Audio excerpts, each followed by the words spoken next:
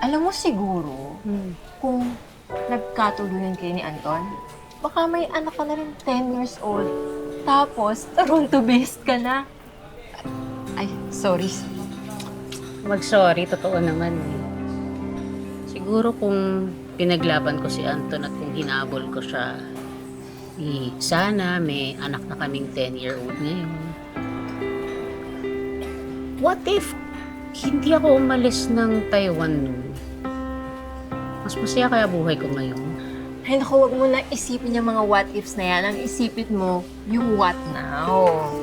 No, what now? Ikaw muna. Ano na bang balita? Pipirmi ka na ba dito?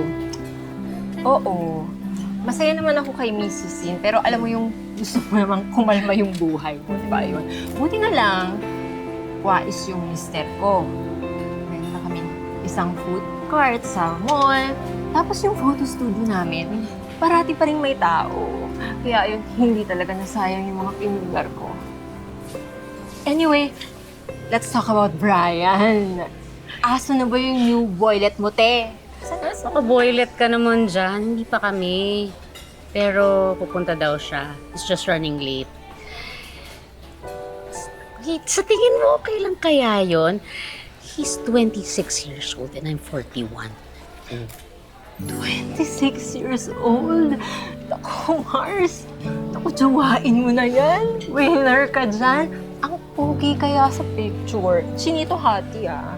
Tsaka, alam mo, okay lang naman yun kung 26 siya, 41 ka. Kasi, ano ka ba, Mars? Feeling ko nga, mas marami pa siyang plano sa buhay kaysa sa'yo, eh. Tsaka, hindi pa huli ang lahat. Ito na yung chance mo for happy ever after na matagal mo nang deserve. Oh my! Siya na ba yan? Si Brian na ba yan? Bakit parang leading sa Chinese drama? Bakit parang prinsipe? Kumalma ka, parang ako. Hi! Brian, this is Chona, best friend ko sa Taiwan. Hi, Ate Chona. Brian. Ate Chona talaga.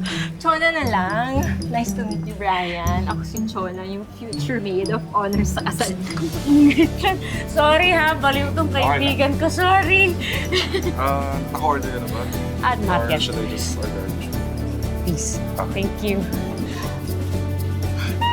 Ay, ang tupad. Ang pogi. Oh, ang lakas ng dating. Ang bango. Ang perfect talaga.